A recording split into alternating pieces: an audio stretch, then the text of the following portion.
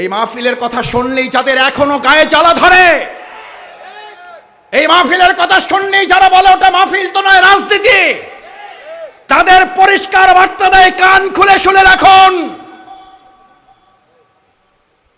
অকদ কুনতা মা মাহিনা, ইসলামের নামে আপনারা ভোট চাইতে পারবেন, ইসলামের নামে আপনারা সব করতে পারবেন। শাহজালাল হযরত রাহিমাহুল্লাহর মাজারে গিয়ে আপনারা নির্বাচনী যাত্রা শুরু করতে পারবেন, আর হুজুররা এখানে বসে ইসলামের রাজনীতি করতে পারবে না। এই হুমকি বাংলাদেশে আর চলবে না। এটা মুনাফিকি, এটা ইসলাম এবং মুসলমানদের সাথে বিরোধিতার সামিল।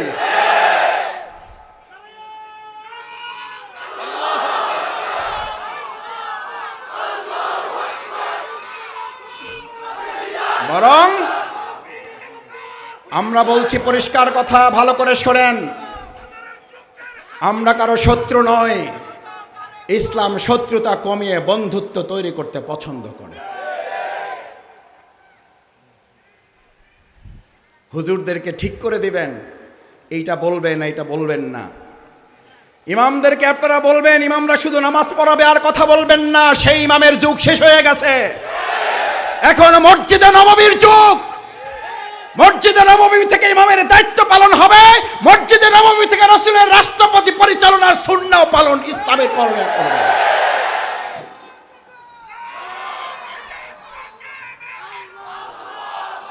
মসজিদে নববী কি শুধু ইমামতির জন্য?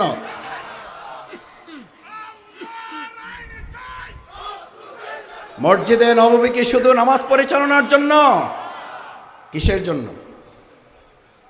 রাষ্ট্র পরিচালনার জন্য।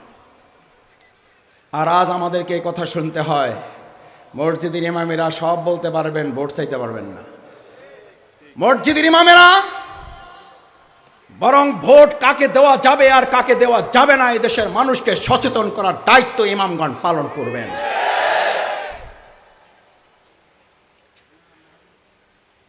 সেই জন্যই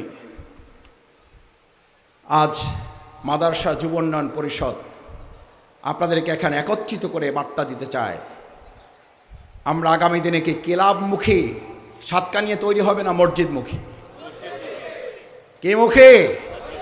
আরো আসতে দেখি, ক্লাবমুখী না মসজিদমুখী সাতকানিয়া? মসজিদমুখী যারা হাত জাগিয়ে দেখাও।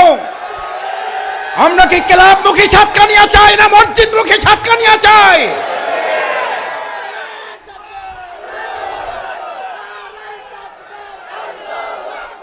ভাইয়েরা, আমার বোনেরা, আমার মায়েরা, আমার পর্দার আড়ালের মা বোনেরা, আমার মাইকের আওয়াজ যারা শুনছেন, মসজিদে গেলে কি অশান্তি লাগে না শান্তি লাগে? এখানে কি লাগতেছে? মারামারি রক্তারক্তি আছে? স্টেজে ঠেলাঠেলি আছে? বাংলাদেশে এরকম মঞ্চ ঠেলাঠেলির আছে না নাই? এই 8 মাসে নিজেদের ঠেলাঠেলিতে 17 জন মারা গেছে, এই কথা আমার না রিপোর্টের। শান্তি তাদের নাই কেন? 17 জন মারা যায় কেন? কে মেরেছে? কেন মারছি আমরা আমাদেরকে?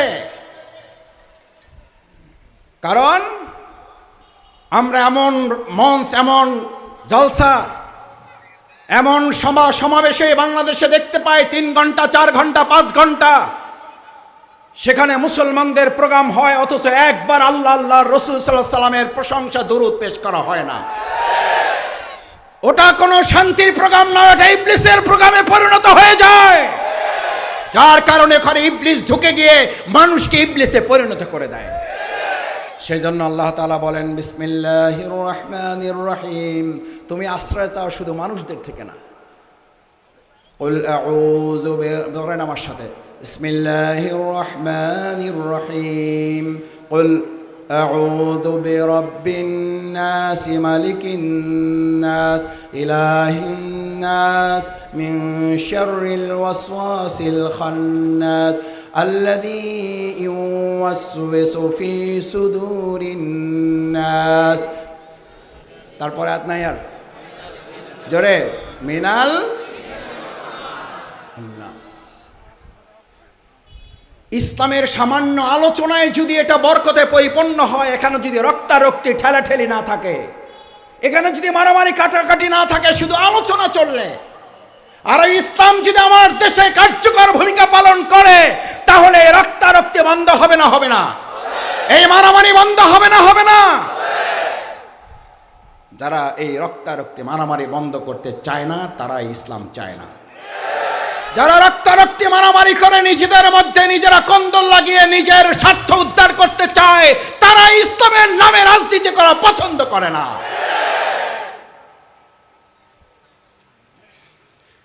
আমি আপনাদের খুব সহজ করে একটা কথা জিজ্ঞেস করি, মানুষ হিসাবে আমরা শান্তি চাই না? চাই না? মানুষ হিসাবে বলছি, হিন্দু হিসাবে, বৌদ্ধ হিসাবে, ধর্ম হিসাবে, মুসলিম হিসাবে না, কি হিসাবে? মানুষ হিসাবে। মানুষ হিসাবে যদি আপনি শান্তি চান, সেই শান্তি ইসলাম না ইসলামের বাইরে? এটার ব্যাপারে কারো দ্বিমত আছে? নাই। কিন্তু আমাদের দুর্ভাগ্য কি, আমরা শান্তি চাই কিন্তু ইসলাম চাই না। আমার ভাই, দেশ স্বাধীন হয়েছে 53 বছর, এখন 54 বছর পার করছি। আচ্ছা, 53-54 বছর কোনো জিনিস প্রমাণ করার জন্য কম না বেশি? যথেষ্ট হয়েছে না হয় নাই? এবার কি আমরা একটা চিন্তা করতে পারি না? আমরা কি একটা চিন্তা করার সুযোগ নিতে কি পারি না? একটা সিদ্ধান্ত কি আমরা নিতে পারি না? একটা পরিকল্পনা কি আমরা নিতে পারি না? 53 বছর যেহেতু দেখলাম হইল না, 53 বছর আমাদের যেহেতু সিদ্ধান্ত নিতে পারলাম না, আমরা মুসলিম হিসাবে আল্লাহর দরবারে কাল কিয়ামতের দিন তো আমাদেরকে দাঁড়াতে হবে। আমরা দাঁড়াবার অন্তত একটা জবাব ঠিক করে নিয়ে যাই, আমান দিনুকা, তোমার ধর্ম জীবন ব্যবস্থা কে ছিল? এই জবাব দেওয়ার জন্য আমরা এই বছর সিদ্ধান্ত নিতে চাই, ব্যক্তি কে ক্ষমতায় যাবে জানি না, আমরা আবার ইসলামকে ক্ষমতায় বসাতে চাই।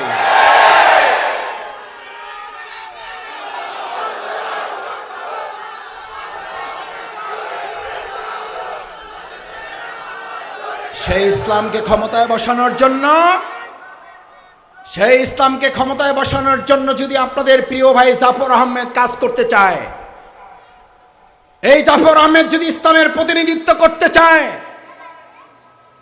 এই জাফর আহমেদ যদি ইসলামের একজন সেবক হিসেবে, খাদেম হিসেবে কাজ করতে চায়, তাহলে এই জাফরের নেতৃত্ব আমরা আমাদের এই প্রিয় এলাকাকে ইসলামের এলাকা হিসেবে গড়তে রাজি আছি সবাই।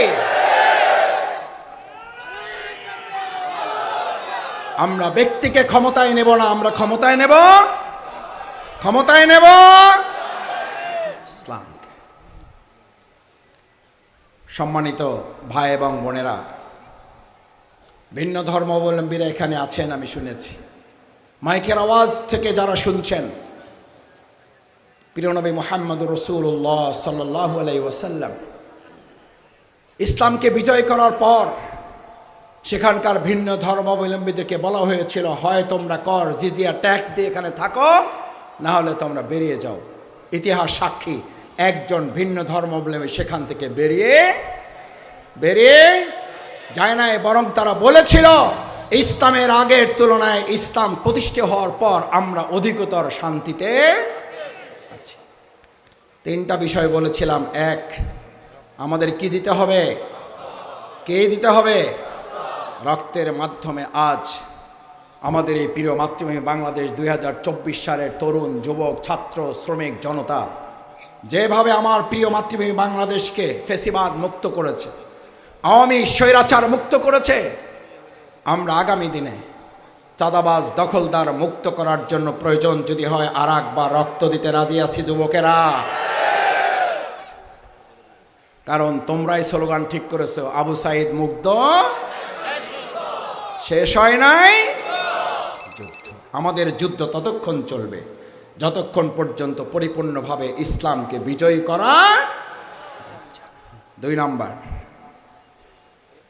আমার তরুণ যুবকেরা, আমার ভাইয়েরা, আমার মুরব্বিয়ানে কেরাম, আমার শ্রদ্ধাভাজন ইমাম, খতিব, শিক্ষক মণ্ডলী, পিতৃ সমতুল্য মুরব্বিগণ, আমার মা এবং বোনেরা, ইমানদারদের আর একটা অস্ত্রের নাম হচ্ছে তার চোখের পানি। কি নাম? আমরা রক্ত দিব, চোখের পানি দিব না? দিব? দিব। আমার ফিলিস্তিনি ভাই বোনদের জন্য, আমার প্রিয় মাতৃভূমি বাংলাদেশের জন্য, গোটা পৃথিবীর মুসলিম উম্মার জন্য আমরা একদিকে রক্ত দেওয়ার সিদ্ধান্ত নেব, আর একদিকে চোখের পানিতে আমাদের এই সমস্ত ভাই বোনদের মুক্তির জন্য আল্লাহর কাছে আমরা সাহায্য চাইব। কারণ আমাদের বৈশিষ্ট্য সম্পর্কে বলা হয়েছে ফালিয়াদহাকু কালিল ওয়া লিয়াবকু কাসীর। এরা হাসবে কম, হাসবে কম। এই বৈশিষ্ট্যটা কি আমরা আজকে এখান থেকে নিয়ে যেতে পারবো? আমাদের সমাজের তরুণ যুবকেরা এখন হাসে কম না কাঁদে বেশি? কোনটা? হাসে বেশি, কাঁদে কম। প্রিয় নবী মুহাম্মদ রাসূলুল্লাহ সাল্লাল্লাহু আলাইহি ওয়াসাল্লাম সোনার মদিনা যে যুবকদেরকে দিয়ে গড়েছিলেন, যে তরুণদের দিয়ে গড়েছিলেন, তারা হাসতেন কম, কাঁদতেন বেশি। তাদের বৈশিষ্ট্য ছিল রহমান আল্লাইল। আজ সাতকানিয়াবাসীকে এই মর্যাদায় সম্মানে বৈশিষ্ট্য নিয়ে যেতে হবে। আমি শফিকুল ইসলাম মাসুদকেও এই বৈশিষ্ট্যের সাথে নিজেকে মিলাতে হবে। যে বৈশিষ্ট্য সম্পর্কে বলা হচ্ছে ফুরসান আন-নাহার রহমান আল্লাইল, যারা আল্লাহর দ্বীনের পথে সৈনিকগিরি করবে, রক্ত দেওয়ার কাজ, একই সাথে তারা রাত্রিবেলা দরবেশগিরি করবে, চোখের পানিতে তাদের জায়নামাজ ভিজাবে। আমরা সৈনিকগিরি করার জন্য উটের পিঠে চড়তে প্রস্তুত থাকব, রাত্রিবেলা জায়নামাজের চোখের পানিতে আমাদের জায়নামাজ ভিজে আল্লাহর কাছে আমাদের সম্পর্কের যাত্রা আমরা শুরু করব। চোখের পানির সাথে যে আল্লাহর বান্দার সম্পর্ক হয়, দুনিয়ার আর কোনো সম্পর্ক তার না থাকলেও দুনিয়ার কেউ তার কোনো ক্ষতি করতে পারে না। প্রিয় নবী মুহাম্মদ রাসূলুল্লাহ সাল্লাল্লাহু আলাইহি ওয়াসাল্লাম, আসতে বললে হবে সাল্লাল্লাহু আলাইহি ওয়াসাল্লাম। পৃথিবীর সবচেয়ে কৃপণ ব্যক্তি হচ্ছে সে যার টাকা নেই, পয়সা নেই, ব্যবসা নেই, গাড়ি নাই, বাড়ি নাই, চাকরি নাই, কি নাই, রাসূলের নাম বলা হয় অথচ দরুদ সাল্লাল্লাহু আলাইহি। বদরের প্রান্তরে যুদ্ধের জন্য গিয়েছেন 313 জন, বিপক্ষে কম না বেশি? অস্ত্র রাসূল সাল্লাল্লাহু আলাইহি ওয়াসাল্লামের বেশি না প্রতিপক্ষের বেশি? বিজয় হয়েছে অস্ত্রের মাধ্যমে না চোখের পানির মাধ্যমে? চোখের পানির মাধ্যমে। রাসূল করিম সাল্লাল্লাহু আলাইহি ওয়াসাল্লাম বদরের প্রান্তর, বদরের মাঠ, বদরের পাহাড়, আল্লাহু আকবার। আল্লাহ তাআলা সওয়াব যেন নষ্ট না করেন, এটা এই কারণে মনে পড়লো এখন। গতকাল তার আগের দিন অর্থাৎ গত পরশু আমি সেই পাহাড়ের কাছে যাওয়ার সুযোগ আল্লাহ তাআলা দিয়েছেন। বদরের পাহাড়ের নিচে দাঁড়িয়ে শুহাদায়ে আজমাইন কেরামগণকে যখন সালাম জানাচ্ছিলাম, মনের অজান্তে চোখ থেকে পানি চলে আসছিল। পাশাপাশি দুটো ময়দান, শুহাদার দুটো ময়দান, উহুদের দুটো ময়দান। রাসূল করিম সাল্লাল্লাহু আলাইহি ওয়াসাল্লাম ময়দানে গিয়ে চোখের পানি ছেড়ে দিয়ে সিজদায় গিয়ে আল্লাহকে বললেন, ইয়া আল্লাহ, ইয়া আল্লাহ, আজ আমরা মাত্র 313 জন দুর্বল মানুষের এখানে এসেছি। আমাদের অস্ত্র নাই, আমাদের গোলা বারুদ নাই, আমাদের কামান নাই, আমাদের বন্দুক নাই, AK-47 নাই, উট নাই, তরবারি নাই, কিছুই নাই। যতটুকু ছিল সবটুকু নিয়ে হাজির হয়ে গেছি। আপনি চাইলে আমাদেরকে আজ পরাজিত করতে পারেন, চাইলে আজ আপনি ইসলামকে বিজয় করে দিতে পারেন। চোখের পানি, চোখের পানি বালিত সিক্ত হতে পারে নাই। জিবরাইল আমিন রাসূল করিম সাল্লাল্লাহু আলাইহি ওয়াসাল্লামকে এসে খবর দিলেন, ইয়া রাসূলুল্লাহ, আপনি যতক্ষণ না মাথা উঠাচ্ছেন, যতক্ষণ না আপনি চোখের পানি মুছে ফেলছেন, আরশে আজিম থরথর করে কাঁপছে। আল্লাহ সুবহানাহু ওয়া তাআলা আপনাকে মাথা উঠানোর জন্য বলেছেন, চোখের পানি মুছতে বলেছেন। আজ এই 313 জনের সামনে শুধুমাত্র 1000 নয়, গোটা পৃথিবী যদি দাঁড়িয়ে যায়, আল্লাহ তাআলা শুধুমাত্র তার একজন ফেরেশতা দিয়ে গোটা পৃথিবীর শত্রুকে মোকাবেলা করার জন্য ফয়সালা দিয়ে দিয়েছে। শক্তি কি অস্ত্রের নাকি চোখের পানির? অস্ত্রের না চোখের পানির? আমাদের কাছে সেই চোখের পানি আছে না নাই? নিজের গুনাহের দিকে তাকান, কবরের কথা স্মরণ করুন। ফিলিস্তিনের একটার পর একটা কফিন রাখাকে চোখের সামনে ভাসান। ফিলিস্তিনের ছোট্ট ছোট্ট শিশু কিশোররা যখন ঘাসগুলো খাচ্ছে,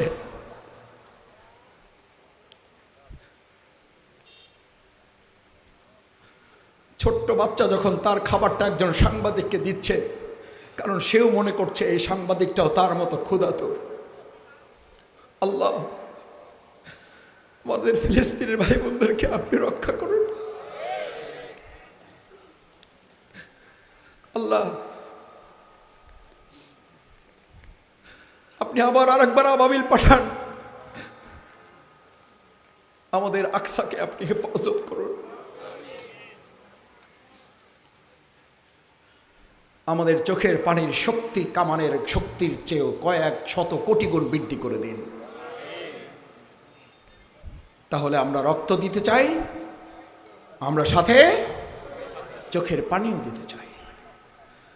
যুবকেরা, তোমার চোখের পানির মূল্য তুমি বোঝো। তোমার চোখের পানি যখন চোখ থেকে বের হয়ে গাল পর্যন্ত এসে পৌঁছে যায়, গাল পর্যন্ত এসে পৌঁছে যায়, গালে যখন তুমি উষ্ণতা অনুভব করো, আল্লাহ তাআলা ফেরেশতাদেরকে জিজ্ঞেস করেন, আমার এই গোলাম, আমার এই বান্দা, আমার এই বান্দি পৃথিবীর কোন লোভে, কোন ভয়ে, কোন শোকে, কোন কষ্টে, কোন দুঃখে চোখের পানি ফেলছে জানতে চাও? ফেরেশতারা বলেন, ইয়া আল্লাহ, দুনিয়ার কোনো চাওয়া পাওয়ার জন্য না, দুনিয়ার কোনো ভয়ে নয়, দুনিয়ার কোনো লোভে নয়, শুধুমাত্র আপনার সন্তুষ্টির জন্য সে চোখের পানি ফেলেছে। আল্লাহ বলেন, ওকে জানতে চাও ও কি চায়, ও যা চাইবে আমি আল্লাহ তাকে তার চেয়ে কয়েক গুণ বেশি দিয়ে দেব।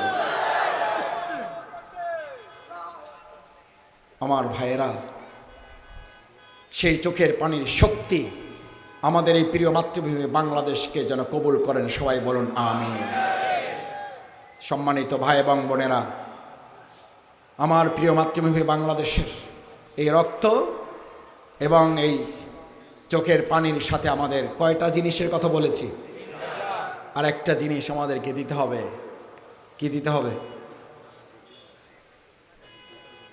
বলেন? আমরা রক্ত দিচ্ছি, আমরা চোখের পানি দিচ্ছি, এবার কি দিতে চাই?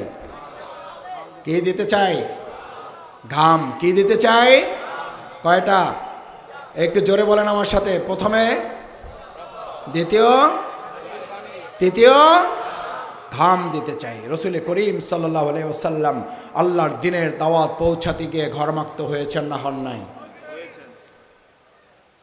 শরীরের ঘাম যখন ঘরে, আপনার শরীরের এই ঘাম যখন মাথা থেকে শরীর থেকে পা থেকে জমিনে পড়ে যায়, কৃষক যখন ফসল ফলায়, আগাছা দমন করতে চায়, আগাছা নির্মূল করতে চায়, ফসল ফলাতে চায়, ফসলকে উর্বর করতে চায়, তখন সেখানেও তিনটা জিনিসের দরকার হয়।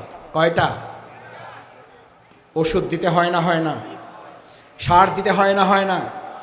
ওষুধ দিতে হয়, সার দিতে হয়, পানি দিতে হয়। কয়টা লাগে? সার, ওষুধ এবং পানির পরে ওই জমিনটা যেমন ফসলের জন্য উর্বর হয়ে যায়। আজ এই সাতকানিয়া সহ 56,000 প্রিয় মাতৃভূমি বাংলাদেশের এই জমিন আমরা রক্ত দেব সারের মতো, আমরা চোখের পানি দেব পানির মতো, আমরা রক্ত দেব, সার দেব, আমাদের এই কীটনাশক দেব, আমরা আমাদের সমস্ত কীট পতঙ্গ মুক্ত করে, আগাছা মুক্ত করে, ফসলের জন্য জমিকে যেমন উর্বর করে, ইসলামের জন্য জমিকে উর্বর করতে রক্ত দেব, ঘাম দেব, চোখের পানি দিয়ে ইসলামের জন্য বাংলাদেশকে উর্বর করব।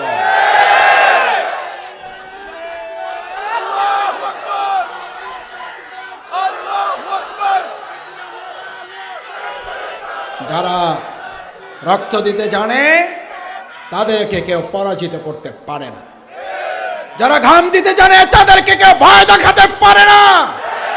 আমাদেরকে আর কেউ ভয় দেখাবেন না, কারণ আমরা শুধু এক আল্লাহকে ভয় করতে শিখেছি। এক আল্লাহকে যারা ভয় করতে শেখে গোটা